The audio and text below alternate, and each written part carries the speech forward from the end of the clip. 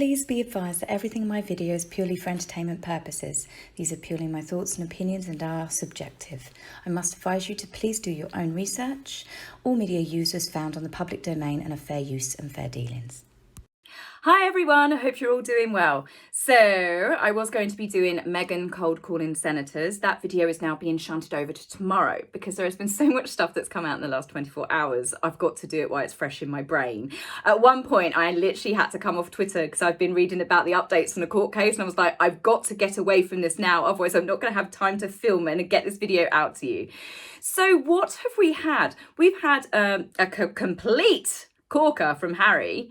Yesterday, he was online with a conference or it was this morning, very early this morning. Timelines might be different. But he was doing a conference which looks like from a cell room. Again, what is with his camera and his lighting? I mean, bearing in mind, I use my iPhone. He always just looks like he's in a bunker somewhere.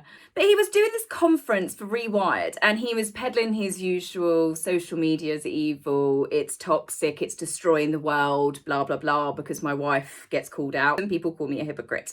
You know, the standard misinformation stuff. But Harry, to double down on how bad social media is, he's told everyone that he predicted the Capitol. I can't say the word, but you know what I mean. What happened at the Capitol? He predicted it the day before.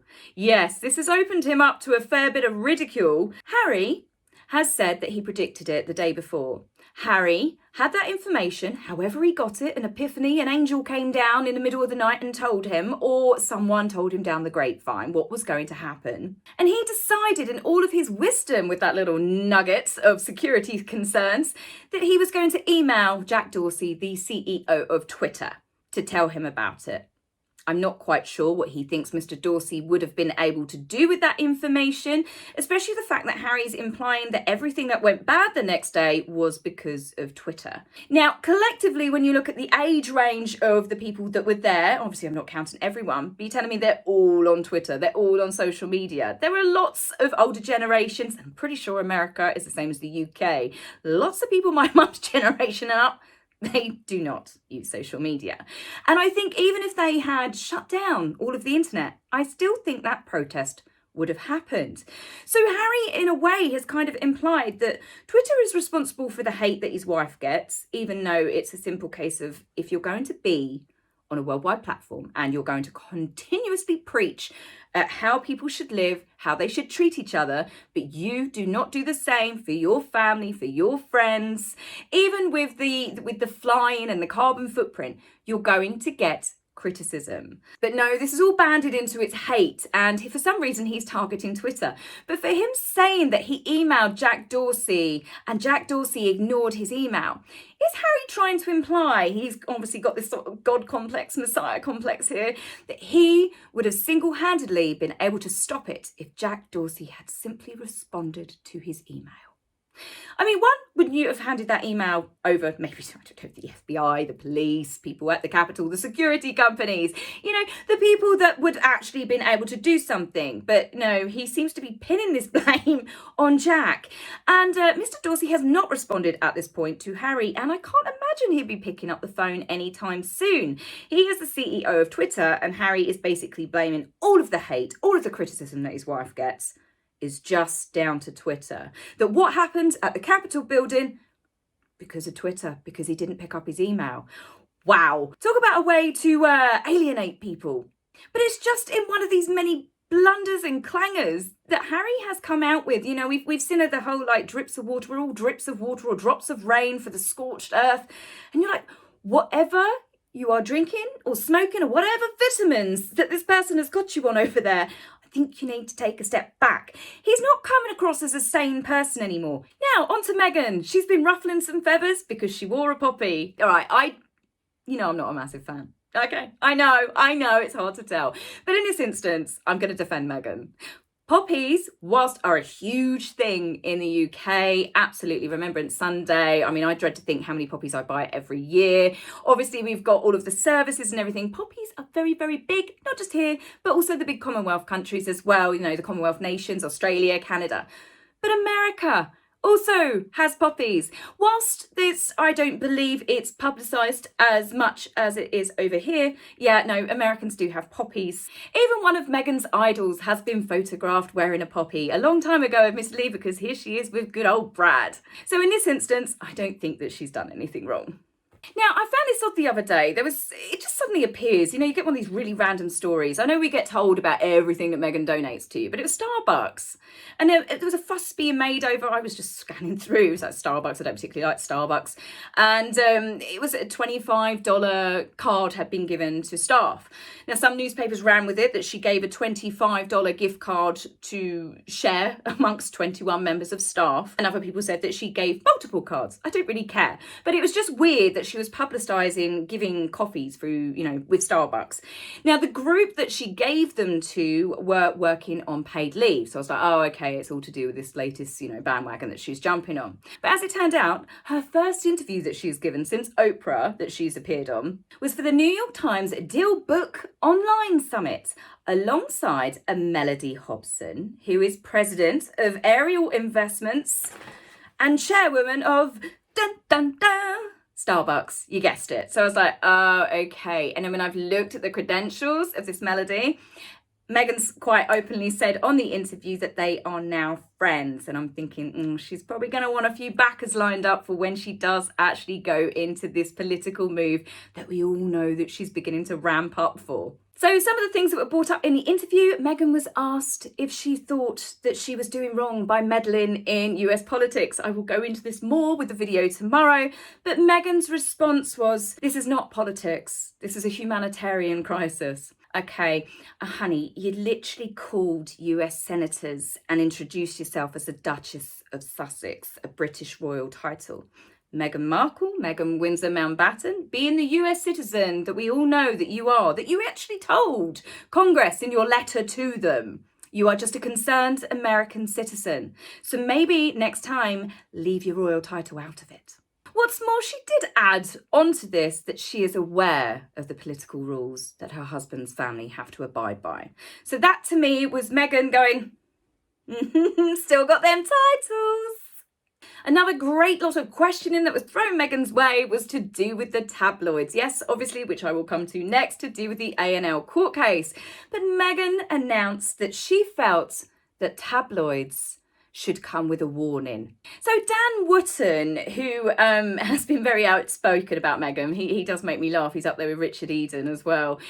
He's quite cutting. I'd even go as far as to say like Piers Morgan. He doesn't sugarcoat anything.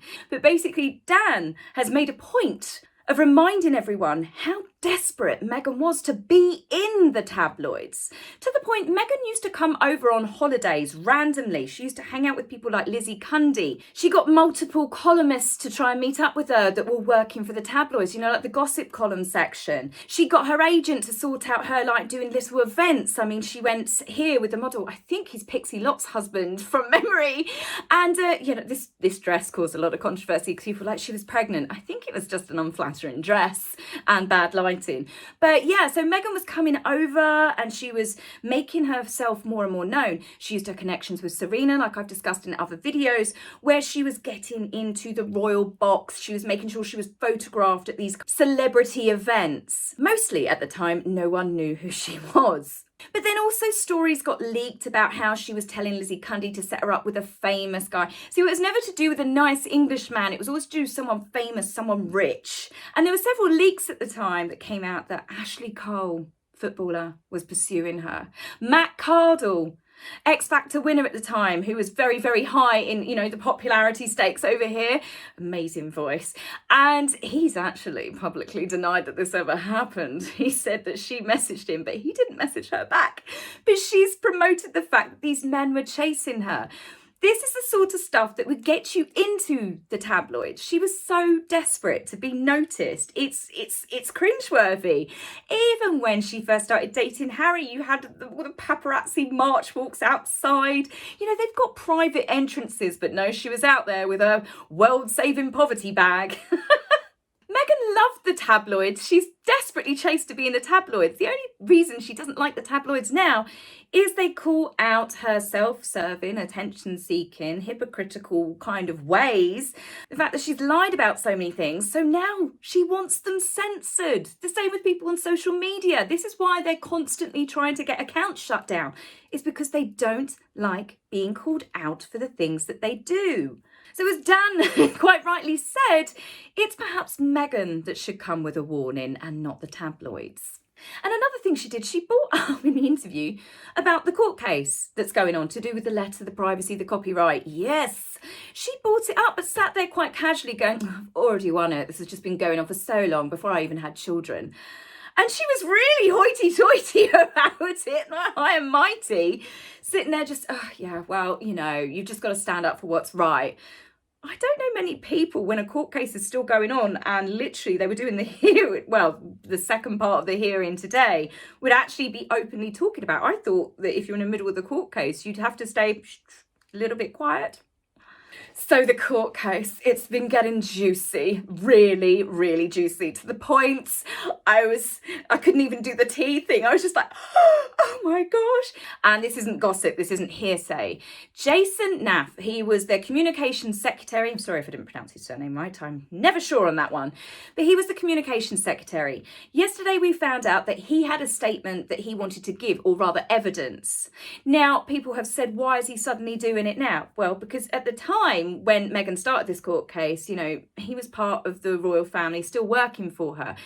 How many people are going to be that bold to go against their boss while still employed against them in a court case? You wouldn't unless you wanted to kiss goodbye to your job. So anyway, the stuff that's come out has not painted either one of them in a particularly great light. First, we'll start with Harry. At the time that I decided to start filming this video, I had read several messages. I think some of them are here that you can see now. This is actual emails of Prince Harry talking to Jason. This isn't hearsay. This is Prince Harry making sure Jason passes on the right information and enough information to the Finding Freedom authors that Harry and Meghan have both previously told the courts that they had nothing to do with. Obviously, anyone with a brain cell knows that they gave information to Finding Freedom. But these emails are so incriminating because it's literally Harry, and I quote, "They should hear what it was like from someone who was in the thick of it. So if you aren't planning to tell them, can I?" Wow, Harry, I didn't think you had anything to do with it. Further comments that I was reading, which to do with the email, Harry also confirms that he's telling Jason, yes, no one is to know that Meghan and I contributed to this, that we had anything to do with it. So basically, you've lied to the public, you've lied to the royal family, you've lied to the courts the entire time.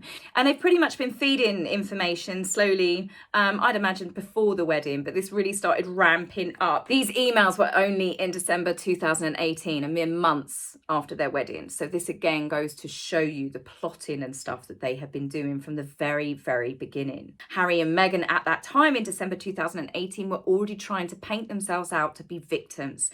And this is where this reaffirms for me that they have lied about so much stuff so they could walk away from the royal family with the titles and get sympathy for doing so, because they never intended to stay. Get the titles, get the wedding, get the royal christening, get the association, and then go. But we can't go until everyone thinks that we're victims. And this to me kind of reaffirms that they have been playing a very, very long game. Now, Meghan, not very much better in this court case. Text messages have been presented to the court, and I have been looking through those as well. In the text messages, Meghan literally confirms that she did write the letter to her father for public consumption. She's worded it as in, I wrote it because I knew that it would become public. The thing is, though, as we all know that followed that, it didn't become public, because out of all the things that Thomas Markle has done, he didn't release that letter. He only released that letter after her friends basically spoke about it in People magazine and vilified him. She knew that she would hit his button, and of course, quite rightly so, he wanted to come out and defend himself. And on top of this, there's been an email that Meghan sent to Jason directly, pinpointing every single bit she wanted him finding freedom. And as you can see here, I don't know how much of it you'll be able to pause and read up on, but it's quite the damning document. So with text messages and emails from the horse's mouth, this is really beginning to make this case look incredibly weak. I mean, I don't know. Sometimes you can't believe that people can win the case. Look at Johnny Depp and Amber Heard. I'm not saying that he was a saint here, but the outcome of that is still something that really irks me. So I really am not sure whether the judge is just going to go, right, okay, I can't enclose that. That doesn't count. It is to do with Meghan's copyright. But the fact that this has come out, it proves that they have lied to everyone. This is going to be a massive, massive dent in their reputations. Is their credibility completely down the pan? So you've got to think, to this level of lying to so many people, but also slagging off your staff and saying that your staff did nothing to protect you. Jason has come forward and it seems that he did quite a lot and also kept his mouth shut. I know Meghan and Harry are going to try and twist what Jason says, that it's just all to do with a smear campaign to discredit her. But how can their own words and own actions be someone else's fault for them being discredited?